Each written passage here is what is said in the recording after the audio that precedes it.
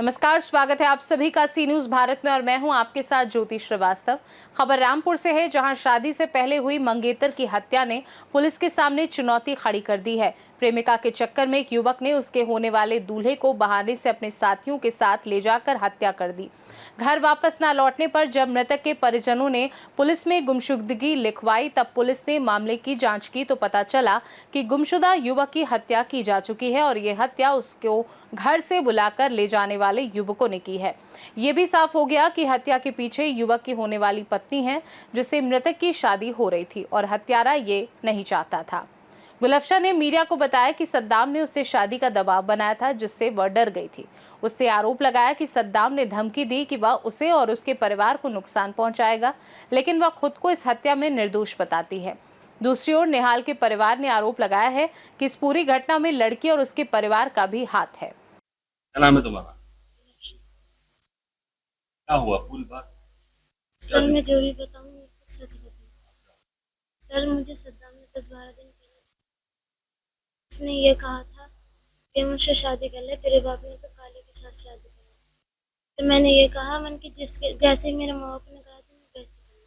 मेरे बाप ने कर्जा लेकर मैंने मेरे दाम दहेज दिया, गाड़ी दी।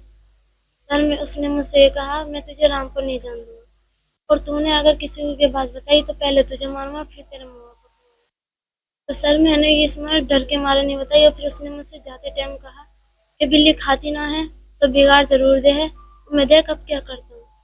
सर मैं डर गई। मैंने अपने माँ बाप को मुझे अपनी जान की परवाह नहीं थी, मुझे अपने माँ बाप की जान की परवाह थी। इस मारे मैंने अपने माँ बाप को ये बात नहीं बताई, लेकिन मुझे ऐसा पता नहीं था कि मुझे भी छोड़ेगा, मेरे माँ बाप को भी छोड़ेगा तो निहाल को जाकर मार देगा। सर मुझे ये मालूम नहीं था, मुझे ये मालूम होता तो मैं अपने माँ बाप को बता देता। बस इतनी बात है। ये जो निहाल है, निहाल के इसमें लड़की का पूरा हाथ है? नहीं सर मेरा कोई हाथ नहीं, मुझे तो खबर भी नहीं इस बात की। उसने मुझे 7 दिन का टाइम दिया, क्या शादी के लिए हाँ कर दो बता, मैंने मना कर दिया। उनका ये कहना है कि निहाल का फोटो, निहाल का फोन नंबर जो है वो आप ही ने उसको दिया? नहीं सर मैंने नहीं दिया था, मैंने नहीं दिया था, उसने हमारे फोन से लिया था। मेरे पापा से कहा कि अपना मोबाइल दिया, मेरे मोबाइल में रिचार्ज नहीं है, मुझे बात करनी है अपने ठेकेदार से। मेरे पापा ने सीधे दिल अपना मोबाइल दे दिया और उसने निहाल नाम लिख लिया हैगा और मेरे पापा ने पहचान लगा रखी थी कि निहाल का नंबर है और उसने निहाल का नंबर पढ़ के नाम और निकाल के नंबर और जाके बाहर 5-6 मिनट के बाद मोबाइल लाके मेरे पापा को वापस दे दिया। ये बात हुई थी बस सर। ये गलती मेरे पापा से हो गई कि मेरे पापा ने मोबाइल दे दिया। ये बताओ कब से जानती थी आप सद्दाम? सर मैं तो कहेंगे ऐसे 2.5 महीने से काम कर रहे थे उसका। माल के लिए उसने अपना फोन दिया था। सद्दाम का काम करता था? कार चौक का काम। आपकी जान पहचान सद्दाम से कैसे हुई? कार चौक किससे हुई जरिए? आप भी कार चौक का काम करते? जी सर मैं ही तो करती थी, 4 बहनें काम करती थी। आप पढ़ी लिखी हो? जी सर कलाम पाक पढ़ी हुई हूँ बस, बाकी कुछ नहीं। अब आपका नाम आ रहा है तो क्या कहोगे? सर मेरा नाम बेफजल मारिया। सर मेरी कोई गलती नहीं है, मुझे पता नहीं है कि निहाल को मार देगा कि मुझे तो अपने माँ बाप का छोटे बहन भाई हैं उनका डर था कि मेरे माँ बाप को मार देगा, लेकिन मुझे मार देता मुझे कोई फर्क नहीं, लेकिन मुझे निहाल के बारे में कोई पता नहीं था कि निहाल को मार देगा। क्या वो तुमसे प्यार करता था? कभी उसने कहा? नहीं सर बस उसने 12 दिन से मेरे पीछे करा मुझसे शादी कर ले, मैंने उससे मना करा। किसने पीछे किया? सद्दाम ने। अगर मेरी ऐसी कोई गलती होती तो मेरे माँ बाप मुझसे पूछ के दहेज लाए और क्या मुझे वहाँ पहुँचाया रामपुर में। मेरी कोई गलती होती तो मैं अपने माँ बाप से मना कर देती कि मुझे दहेज मत दो, मैं शादी नहीं करूँगी।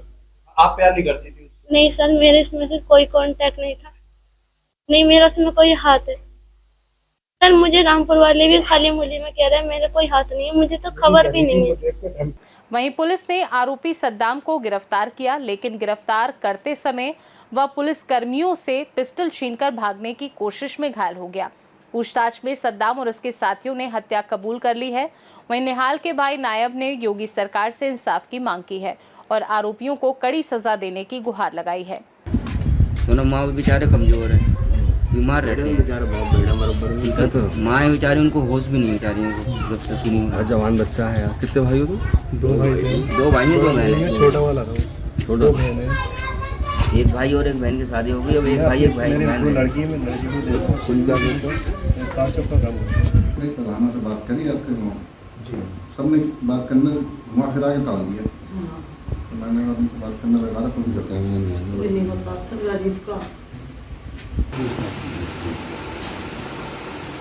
लड़की ने मेरी यही बताया क्या गया कि मुझसे ये कहा था कि तू मुझसे शादी कर ले, वो तो काला है। अच्छा। और जो है जी है शादी हो रखी है उसकी, तेरे बाप देख क्या रहा है। कि लड़की ने मेरी ये कहा कि मेरा बाप गरीब है और लाचार है, जहाँ मेरा बाप शादी करेगा भले ही बुरा हो या अच्छा हो मैं शादी वहाँ करूँगा। अच्छा। ये बोला क्या गया कि देख मान जा। फिर इसने कहा क्या गया कि देख मान जा। इसने लड़की ने मेरी इनकार कर दिया, बोला कि देख तुझे ऐसा करूँगा मैं कि तू वहाँ रामपुर जाने की नहीं रहेगी। तो ये बोले क्यों? तो वो इसलिए कि मैं उसे मार दूँ और जब मार दूँगा तो जाएगी नहीं तू। तो लड़की मेरी बोली कि ऐसा कुछ मत करना, क्या क्या ऐसा है क्या क्या मैं प्यार से बात कर ले। तो कि मैं तुझे बता रही हूँ अगर तूने ये बात रखी और ये कहा किसी से भी तो पहले तुझे मारूंगा फिर तेरे माँ को मारूंगा। ये लड़के ने कहा। ये कब की बात है? ये अभी 10-12 दिन पहले की बात। तो लड़की ने ये लड़की ने आपको पहले आपको बता दिया था? ना ना ना ना, ये लड़की ने अब बताया है जब ये मर्डर हो गया है तब। लड़की ने डर के मारे नहीं बताया कि अगर मैं बताती हूँ तो ऐसा ना हो मेरे माँ को मार दे। वहीं इस पूरे मामले पर अपर पुलिस अधीक्षक रामपुर अतुल कुमार श्रीवास्तव ने बताया कि जांच जारी है और तकनीकी साक्ष्य जुटाए जा रहे हैं। गुलफशा की भूमिका पर भी जांच चल रही है, लेकिन अभी तक साफ तौर पर कुछ भी कहना जल्दबाजी होगा।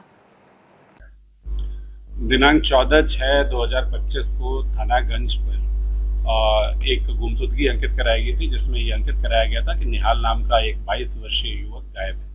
इस सूचना पर तत्काल पुलिस की टीमें गठित की गई और लगातार टेक्निकल और एविडेंसेस कलेक्ट किए गए।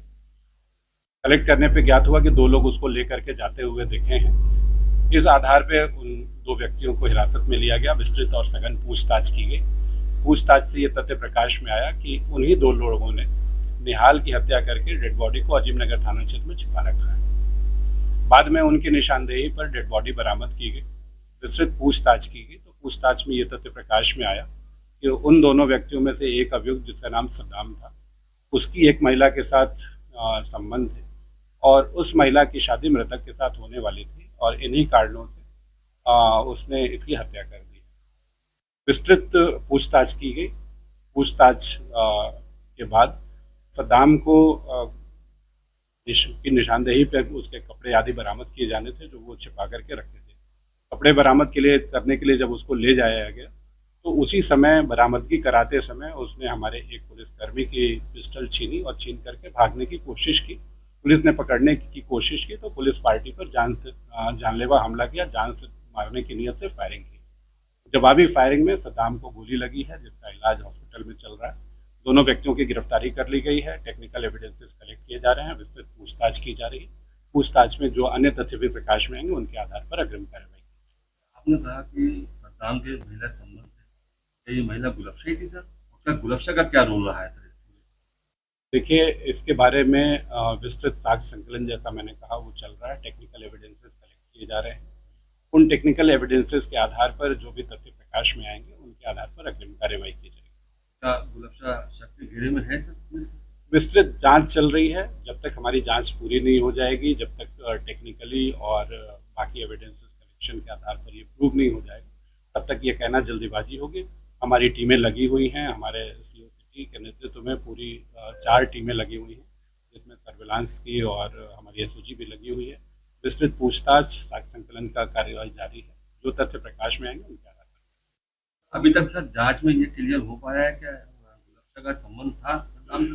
इसके बारे में साक्ष्य संकलन की कार्यवाही की जा रही है। जो मैंने बताया है वो उनके जो बयानात हैं उन बयानात के आधार पर ये चीज़ें बताई गई।